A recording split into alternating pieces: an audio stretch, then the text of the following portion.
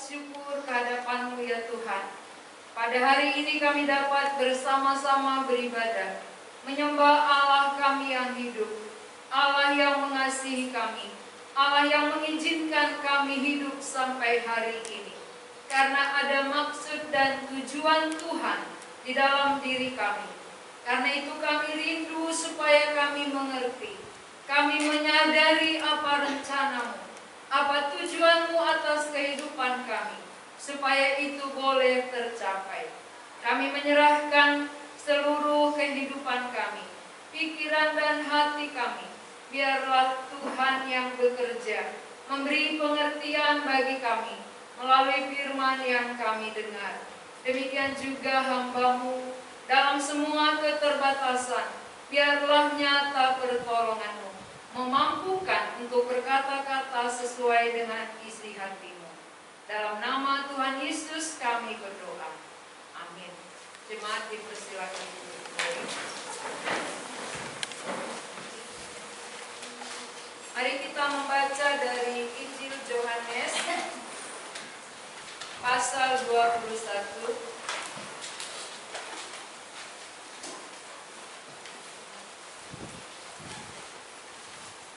Yohanes pasal 21 ayat 1 mulai sampai 14.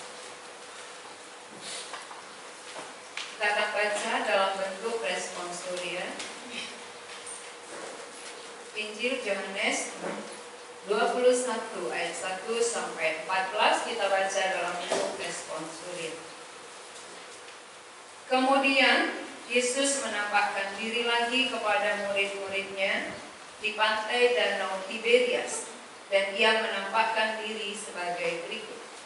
Di pantai itu berkumpul Simon Petrus, Thomas yang disebut Didimus, Natanael dari Kana yang di Galilea, anak-anak Zebedeus, dan 2 orang muridnya yang lain. Kata Simon Petrus kepada mereka, "Aku pergi menangkap ikan." Kata mereka kepadanya, "Kami pergi juga dengan engkau." Mereka berangkat lalu naik ke perahu, tetapi malam itu mereka tidak menangkap apa-apa. Ketika hari mulai siang, Yesus berdiri di pantai, akan tetapi murid-muridnya itu tidak tahu bahwa itu adalah Yesus. Kata Yesus kepada mereka, "Hai anak-anak, adakah engkau mempunyai lauk pauk?" Jawab mereka, "Tidak ada." Maka kata Yesus kepada mereka, "Tebarkanlah dalam di sebelah kanan perahu, maka akan kamu peroleh." Lalu mereka menebarkannya, dan mereka tidak dapat menariknya lagi karena banyaknya ikan. Maka murid yang dikasihi Yesus itu berkata kepada Petrus, "Itu Tuhan." Ketika Petrus mendengar bahwa itu adalah Tuhan, maka ia mengenakan pakaiannya, sebab ia tidak berpakaian, lalu terjun ke dalam danau. Murid-murid yang lain datang dengan perahu karena mereka tidak jauh dari darat, hanya kira-kira 200 hasta saja, dan mereka menggunakan darahnya untuk ikan itu. Ketika mereka tiba di darat, mereka melihat api arang dan di atasnya ikan dan roti. Kata Yesus kepada mereka, "Bawalah beberapa ikan yang baru kamu tangkap itu." Simon Petrus naik ke perahu lalu membela jala itu ke darat. Penuh ikan-ikan besar, 153 ekor banyaknya. Dan sungguh pun sebanyak itu, jala itu tidak koyak.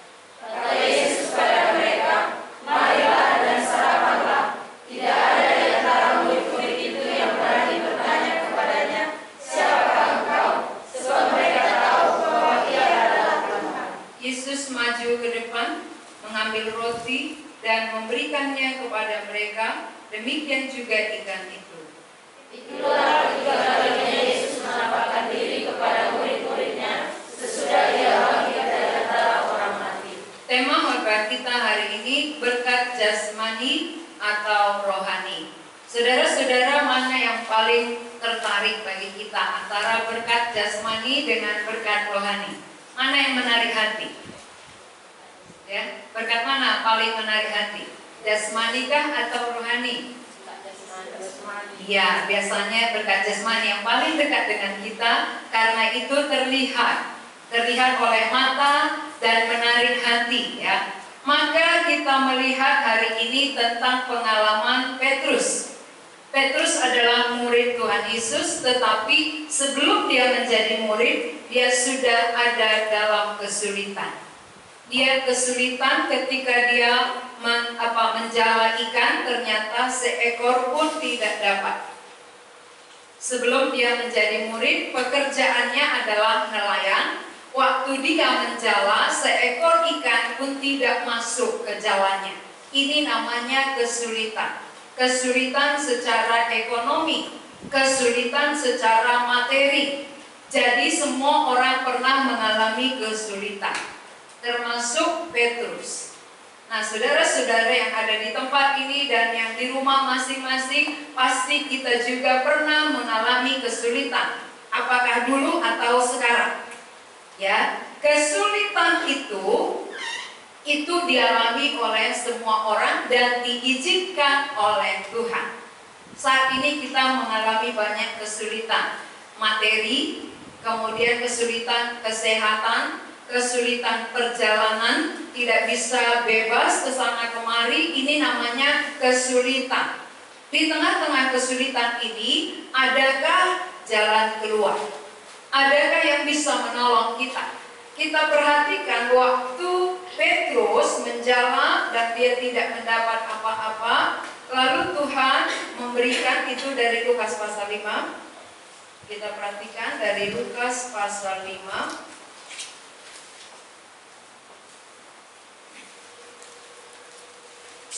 Ayat 5 saya bacakan.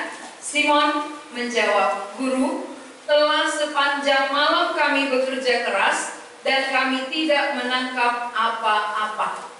Tetapi karena Engkau menyuruhnya, aku akan menabarkan jala juga."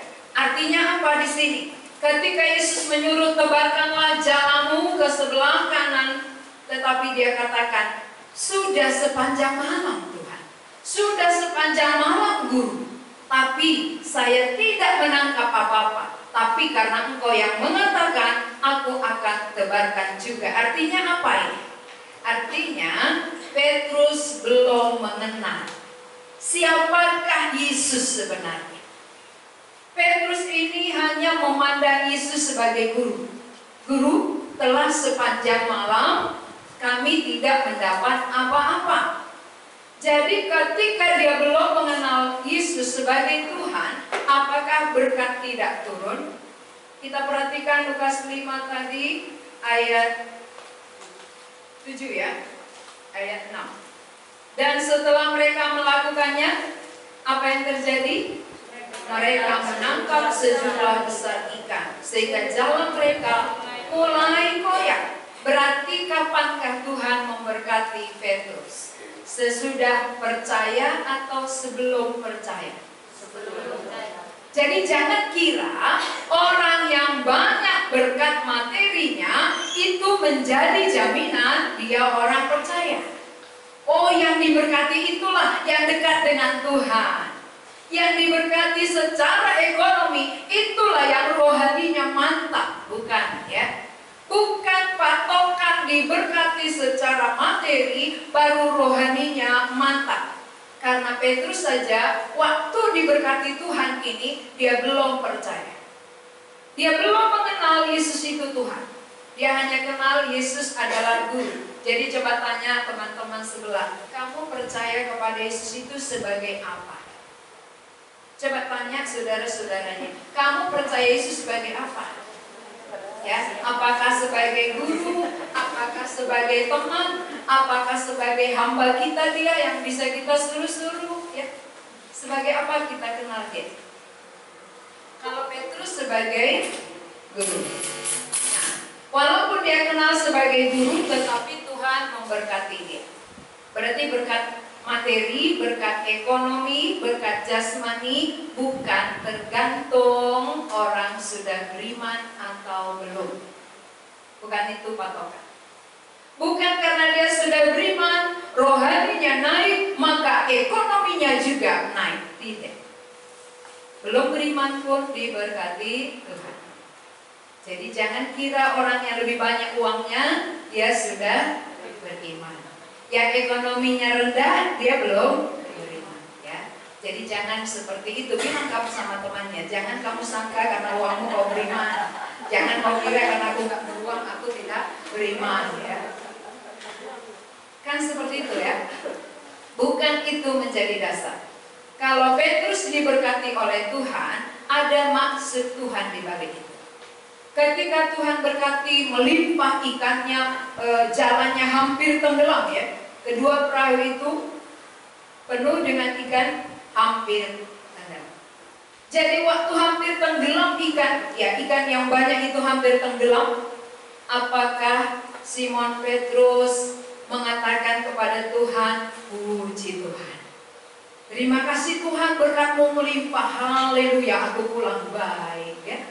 Gak gitu. Banyak orang datang pada Tuhan apa? Berikanlah aku berkat Tuhan, berikanlah aku rezeki Tuhan. Lalu begitu diberikan Tuhan rezeki, ya saya ikut baik Tuhan, rezeki sudah melimpah, aku nikmati dulu ya. Nanti kalau kurang aku datang lagi. Ya kan banyak seperti itu. Tujuan datang hanya cari berkat, cari materi. Begitu dikasih, tinggalkan dulu Tuhan, nikmati dulu berkatnya. Kalau Petrus bukan.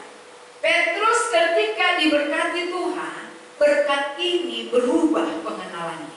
Lewat berkat materi diubahkan pengenalan Petrus dari guru menjadi Tuhan. Perhatikan ayat 8. Kita baca bersama. 2, 3 ya. Ketika Simon Petrus melihat hal itu, ia pun tersungkur di depan Yesus dan berkata, Tuhan, pergilah daripadaku, karena aku ini seorang berdosa. Ya, ini harapan Tuhan.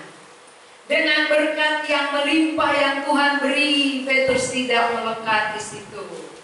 Tetapi pengenalannya justru berubah. Dari guru berubah menjadi Tuhan. Tuhan pergi daripada. Kenapa? Karena tadi dia tidak percaya. Apa alasan Petrus tidak percaya kepada Tuhan? Karena dia lebih ahli. Dia sebagai nelayan tentu lebih ahli nangkap ikan. Datang yang bukan nelayan, ya, dia kasih petunjuk. Kan sering begitu ya. Kalau pedagang diajari oleh orang yang bukan pedagang, pasti rasanya kecil. Siapa kamu? Kok kamu lo ngajarin? Aku dari kecil sudah pedagang, ya. Ahlinya dagang ini loh. Kenapa kamu ajari aku? Ahlinya guru ini. Kenapa kamu yang ngajari? Nah ternyata ketika apa yang tidak seperti biasanya terjadi, ini membuka mata rohani. Biasanya orang nelayan itu perginya malam. Ya, ikannya itu didapat waktu malam, bukan siang. Ternyata Yesus suruh kapan? Siang. Bertolak belakang. Lalu biasanya mereka tebarkan jala sebelah kiri. Tuhan suruh kanan. Semua bertolak belakang. Ini di luar logika. Maka iman itu selalu di luar logika. Sulit dibayangkan. Tapi justru itu yang terjadi. Ketika Simon menganggap nasihat Tuhan tadi sepele, waktu terjadi, barulah dia kenal. Oh, berarti yang berkata ini bukan manusia biasa, dia bukan nelayan, tapi di atas nelayan, ya, dialah Tuhan yang berkuasa atas ikan dan laut. Dia bisa perintahkan ikan nangkap Yunus ke perutnya, kan gitu ya. Berarti kan dia berkuasa atas ikan dan laut. Dia berkuasa atas ikan-ikan supaya tidak masuk ke perahu Simon Petrus. Ikan malam ini jangan 1 ekor pun masuk ya. Ya baik, kan gitu ya. Ikannya taat loh. Ya Tuhan, kami mau taat. 1 pun tak masuk. Nah waktu Tuhan perintahkan, sekarang silakan masuk. Masuk semua. Jadi jangan menganggap kita pintar. Seringkali kita karena ahli, kita merasa, oh aku dapat berkat karena ilmuku begini. Karena memang aku pintar di situ, maka banyak uangku. Bukan. Jangan andalkan kepintaran saudara. Itu semua pengaturan Tuhan. Jadi ada kalanya orang diberkati melimpah. Ada kalanya orang tidak diberkati. Tujuannya semua sama. Waktu tidak diberkati tadi tujuannya kepada Petrus apa? Supaya Petrus bisa mengenal Yesus adalah Tuhan. Maka ketika berkat melimpah, dia sadar dia berdosa. Dosa Simon Petrus di sini apa? Dia bukan mencuri ikan orang. Dosanya bukan berbohong. Dosanya tentang apa?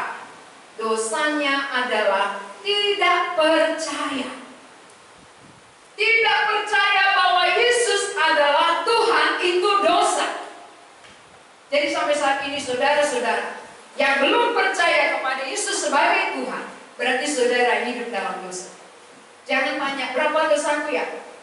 Satu dosa ini saja, tidak percaya kepada Yesus saja, cukup membawa orang kepada penghukuman. Gak usah banyak, satu saja. Jadi dosa Simon Petrus, dia sadar bahwa dia tidak percaya Yesus itu adalah Tuhan. Tetapi sesudah berkat diberi, dia mengenal. Mata rohaninya dicerahkan. Dia tahu bahwa Yesus bukan sekedar guru, tapi Tuhan yang berkuasa. Maka dia sujud menyembah. Dan dia katakan, pergilah daripadaku. Aku ini orang berdosa. Jadi ada orang lewat berkat melimpah yang diberi Tuhan, dia sadar keberadaannya. Dia sadar dia sebagai orang berdosa yang tidak layak, tapi diberkati oleh Tuhan. Itulah Simon. Dia sadar dia berdosa ketika berkat melimpah. Ada orang sadar ketika tidak mendapat berkat. Jadi semua itu ada gunanya. Waktu diberkati, tujuan Tuhan supaya kita mengenal Dia. Waktu kita kesulitan, tujuan Tuhan supaya kita mencari Dia. Berarti dua-dua tujuannya sama. Jadi siapa yang saat ini belum diberkati, carilah Tuhan. Siapa yang sudah diberkati, berbaliklah kepada Tuhan. Karena Dia menanti saudara. Dia tidak hanya mau memberkati dengan berkat materi yang melimpah, tetapi lewat itu dia mau menyatakan dirinya bahwa dia adalah Tuhan yang berkuasa, supaya kita yang telah diberkati dapat mengenal Dia. Ini tahap pertama ketika Yesus menjumpai Simon Petrus. Lalu dari Yohanes pasal 21 ini yang kedua dengan hal yang sama. Ya, ini sesudah Yesus bangkit. Yang dari Lukas itu awal dia memanggil Simon menjadi murid. Sesudah Simon Petrus sadar dia berdosa dan dia mengenal Yesus Tuhan, dia panggil menjadi murid. Sekarang dari Yohanes pasal 21 ini yang kedua kali. Dengan cara yang sama Tuhan ulangi pekerjaannya. Waktu Petrus katakan ya, ketika Yesus sudah bangkit dan sudah menampakkan diri kepada mereka, tetapi mereka tidak tahu apa yang harus mereka kerjakan. Mereka tidak tahu karena belum turun Roh Kudus. Maka menanti itulah pekerjaan yang paling melelahkan. Menanti. Maka Simon Petrus barisan terdepan selalu membawa pembicaraan. Dia katakan, aku pergi ke pantai ingin menjala ikan. Lalu teman yang lain berkata apa? Kami juga ikut. Teman-temannya ikut dia. Dia selalu terdepan. Jadi waktu mereka pergi menjala ikan, hasilnya apa? Ayat 3.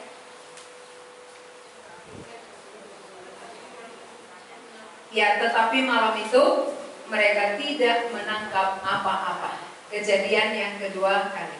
Rupanya kalau Tuhan mau memanggil seseorang, Tuhan mau meneguhkan seseorang, Tuhan mau pakai seseorang, Dia akan lakukan perbuatannya berulang-ulang. Kenapa? Karena orang itu mau dipakai oleh Tuhan. Orang yang mau dipakai itu harus melihat perbuatan dari Tuhan, perbuatan yang nyata. Jadi waktu itu kita perhatikan ketika malam tidak menangkap apa-apa, ayat 4. Kita baca bersama-sama. 2, 3, ya. Ketika hari mulai siang, Yesus berdiri di pantai, akan tetapi murid-muridnya tidak semuanya terulang. Ketika Yesus telah bangkit, mereka juga tidak kenal waktu hari mulai siang, bukan malam. Kalau malam bisa kabur ya, gelap nggak nampak. Ini siang. Yesus berdiri di pantai, berarti cerah. Ya, tetapi murid tidak tahu bahwa itu adalah Yesus. Murid-murid belum mengenal bahwa itu Yesus. Yang berdiri di pantai itu adalah Yesus. Berarti pengenalan mereka kabur. Walaupun Yesusnya sudah bangkit, tapi pengenalan murid belum jelas. Seringkali saudara, pengalaman kita sama. Kita sudah mendapat berkat dari Tuhan. Kita sudah ditolong oleh Tuhan. Lalu saat kita mendapat berkat, kita ditolong, kita kenal. Tapi lama-lama, ya dengan berjalannya waktu, apalagi ada masalah, ada kesusahan, ada kesulitan, pengenalan menjadi kabur. Ya. Kapan biasanya pengenalan kita kabur akan Tuhan? Apakah saat berkat melimpah? Waktu ada masalah. Ketika ada masalah, seringkali orang meragukan Tuhan. Benarkah ini Tuhan? Benarkah seperti ini Tuhan? Ini sering terjadi. Murid-murid juga belum mengenal, walaupun sudah bangkit, sudah menampakkan diri, tapi di situ tidak kenal itulah Yesus. Tapi Tuhan Yesus walaupun mereka belum kenal, dia terus beraksi ya, dia terus bertindak. Ayat 5, kata Yesus kepada mereka, "Hai anak-anak, adakah kamu mempunyai lauk pauk?" Jawab mereka, "Tidak ada." Maka kata Yesus kepada mereka, "Tebarkanlah jalamu di sebelah kanan perahu." Sama ya. "Tebarkanlah di sebelah kanan perahu, maka akan kamu peroleh." Lalu mereka menebarkannya, dan mereka tidak dapat menariknya lagi karena banyaknya ikan. Pengalaman kedua, tidak kenal tapi lakukan. Berkat melimpah. Jadi berkatnya bukan karena kenal. Ingat, ini perlu digarisbawahi. Berkat melimpah, berkat materi diberi Tuhan bukan karena pengenalan. Jadi orang yang belum mengenal pun bisa diberkati. Saudara-saudara, kalau materi, kalau uang, ekonomi, dan keberhasilan dunia bukan karena mengenal Allah. Tidak kenal pun berkat akan turun. Jadi banyak orang tak kenal Tuhan lebih kaya daripada orang yang kenal Tuhan. Betul ya? Berarti berkat materi bukan karena mengenal Allah baru berkatnya turun, baru berkatnya melimpah. Tidak. Tetapi sebelum mereka mengenal bahwa itu adalah Yesus, Yesus yang telah bangkit. Tadi Yesus waktu awal dipanggil guru, sekarang Yesus yang telah bangkit, mereka belum jelas. Belum jelas bagi mereka. Tapi berkatnya juga melimpah. Sampai ikannya tadi ada berapa jumlahnya? 153. Kok bisa tahu jumlah ikannya? Berarti kan dihitung kan? Jumlah ikannya kok tahu berapa? Berarti ikannya mungkin besar-besar. Kalau ikan kecil kan tak terhitung ya. Ikan besar-besar lalu dihitung, dimasukkan, banyak sekali. Nah saudara-saudara, berkat melimpah bukan itu tujuan Tuhan. Bukan itu sasaran yang mau dicapai Tuhan. Kalaupun itu tujuan saudara, tapi tujuan Tuhan bukan. Tujuan Tuhan apa? Lewat berkat ini, Tuhan mau membuka mata mereka untuk mengenal inilah Yesus yang telah bangkit. Maka sesudah diberkati, kita perhatikan apa yang terjadi. Ayat 7 ya. Maka murid yang dikasihi Yesus itu berkata kepada Petrus. Itu murid yang dikasihi namanya Yohanes ya. Yohanes itu seringkali disebut namanya murid yang dikasihi Yesus. Itu Tuhan.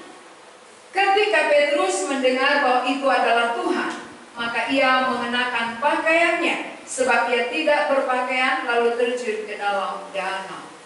Saudara-saudara, sesudah berkat melimpah, murid mulai mengenal. Jadi pengenalannya sekarang beda dengan pengenalannya sebelumnya. Pengenalan sekarang adalah pengenalan akan Yesus yang telah mati dan bangkit kembali. Inilah yang mau diteguhkan oleh Tuhan Yesus. Yesus yang tadinya telah mati, sekarang telah bangkit. Perbuatannya tetap sama. Kuasanya sama, tidak berubah. Sebelum dia mati, dia bisa memberi berkat ikan banyak. Sesudah kebangkitannya, dia bisa memberi berkat banyak ikan. Jadi kuasa Yesus tidak berubah. Kuasanya tetap sama. Sebelum dia mati dan sesudah dia bangkit, kuasa Yesus sama. Jadi sampai sekarang sesudah dia naik ke surga pun kuasa sama ya, bekerja di dalam diri kita. Dia tidak berubah. Kita yang berubah. Kalau Yesus tidak pernah berubah. Jadi ketika mereka mendapat berkat, mereka mengenal bahwa ini Tuhan. Jadi Tuhan Yesus sebenarnya kenapa memberikan ikan tadi sampai 153 ekor? Inilah membuka mata mereka karena kejadian yang sama. Dari gagal diberkati. Ya, sekarang pun tidak menangkap apa-apa, lalu diberkati Tuhan, membuka mata rohani mereka bahwa Yesus yang mereka percaya itu benar-benar telah bangkit. Kenapa perlu diteguhkan murid-murid ini? Karena mereka lah yang akan menjadi saksi. Mereka lah saksi mata yang melihat nyata, yang melihat secara jelas fakta bahwa Yesus memang benar-benar ada bersama mereka. Yesus sudah mati, Yesus sudah bangkit, dan sekarang ada di depan mereka. Dan apa yang mereka lihat ini, apa yang mereka saksikan ini, ketika Yesus pergi meninggalkan mereka, mereka teguh di dalamnya. Ini yang Tuhan harapkan. Jadi saudara-saudara, apa hubungannya dengan kita? Apa kaitannya dengan diri kita? Kaitannya, walaupun kita ada kesulitan, ya, lalu Tuhan memberkati kita, tujuannya adalah supaya berkat yang kita terima bisa membuka mata rohani kita. Supaya kita mengenal Yesus Tuhan satu-satunya. Itu yang mau dicapai Tuhan. Jadi saat ini kita mendapat berkat. Saudara dapat berkat atau enggak sekarang? Siapa yang dapat berkat saat ini? Enggak ada ya? Ya, siapa yang dapat berkat hari ini? Enggak semua dapat berkat. Rupanya saudara orang yang rugi ya. Saya mendapat berkat. Kenapa? Saya bisa hidup sampai hari ini berkat. Kan banyak orang udah mati. Banyak orang mati. Lebih muda udah banyak yang berangkat. Kita hidup ini berkat loh. Hargailah berkat yang Tuhan beri. Seringkali yang di depan mata kita tidak lihat. Kita mau berkat-berkat yang jauh, sehingga yang ada kita tidak hargai. Yang ada di depan mata kita tidak syukuri, karena kita mau berkat seperti yang kita pikirkan, seperti harapan-harapan kita. Padahal yang kita alami tiap-tiap hari itulah berkat. Saudara bisa bernafas berkat enggak? Ya, kalau orang di ruang ICU, ingat ya, mau bernafas pun susah. Lah harus pakai oksigen. Kalau satu tabung oksigen berapa harganya? Coba hitung-hitung. Satu hari berapa kita hirup oksigen? Gratis loh. Ini berkat. Coba kalau kita masuk rumah sakit lalu harus bayar, atau kita hidup harus bayar semua yang kita hirup. Tidak ada yang mampu bertahan hidup. Jadi saudara-saudara, kita sangat bersyukur dengan apa yang kita alami. Sering kita tidak bersyukur karena mata kita jauh ke depan. Coba yang ada sekarang kita syukuri. Aku selalu ada seperti sekarang ini adalah berkat. Aku bisa hidup adalah berkat. Aku sehat adalah berkat. Saya pernah mengalami sakit. Waktu sakit saya tidak bisa berbuat apa-apa. Saya tidak bisa bekerja. Betapa menderitanya rupanya. Kalau tidak bisa bekerja sangat menderita. Lalu dalam waktu sakit saya merenung, berarti berharga sekali kesehatan. Saudara mungkin menganggap biasa-biasa karena tiap hari sehat, kok biasa ini. Biasa ini. Gak pernah mungkin mengalami sakit. Kalau pernah mengalami sakit tidak bisa berbuat apa-apa. Ketika sehat, barulah kita bersyukur luar biasa.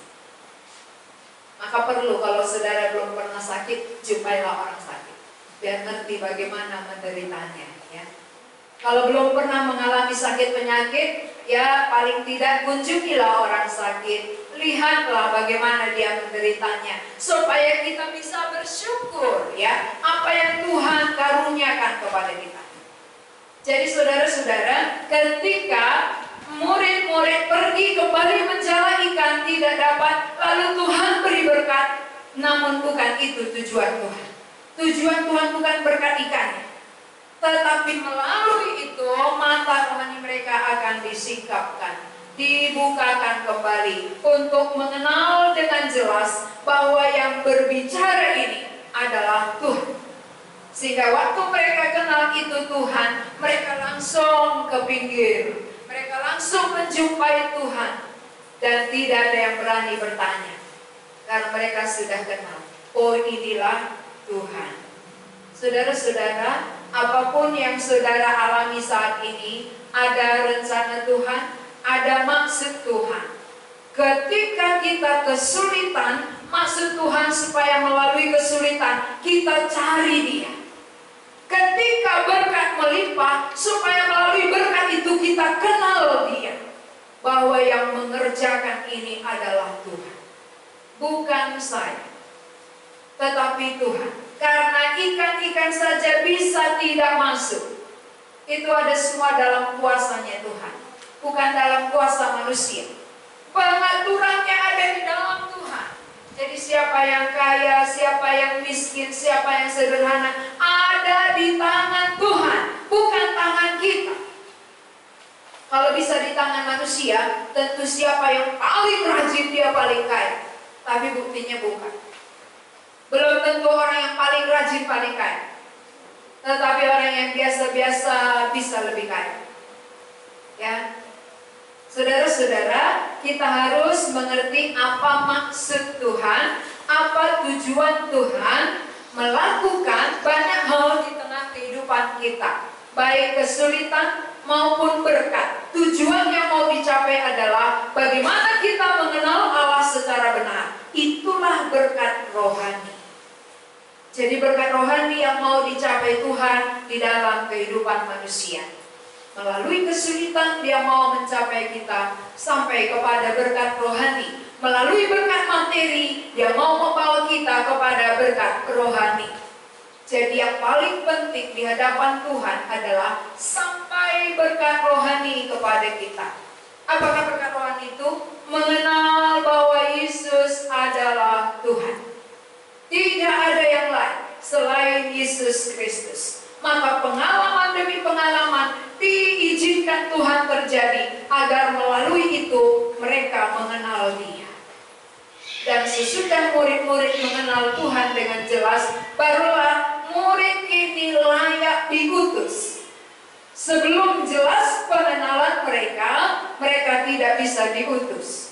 Tapi sesudah jelas bagi mereka bahwa ini adalah Tuhan yang sudah mati, sekarang bangkit dan berdiri di depan mereka, maka waktunya mereka akan diutus oleh Tuhan. Saudara-saudara yang dikasihi Tuhan, berkat apakah yang sudah saudara terima sampai sekarang? Berkat apakah yang saudara kejar? Berkat apakah yang saudara harapkan? Yang Tuhan harapkan adalah berkat rohani, bukan berkat materi.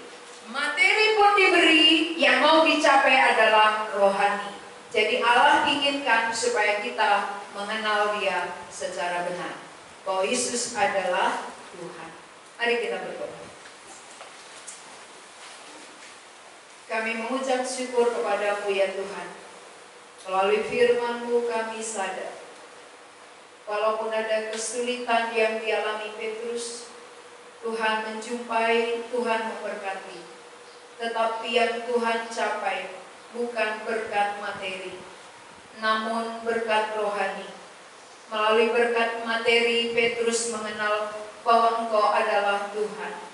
Dan kedua kalinya sesudah Tuhan Yesus bangkit, Tuhan menampakkan diri di Danau Tiberias dengan tujuan yang sama, supaya murid-murid mengenal dan mereka diteguhkan untuk tidak meragukan bahwa Yesus benar-benar telah mati dan telah bangkit menjumpai mereka, supaya murid-murid ini benar-benar punya keyakinan yang teguh.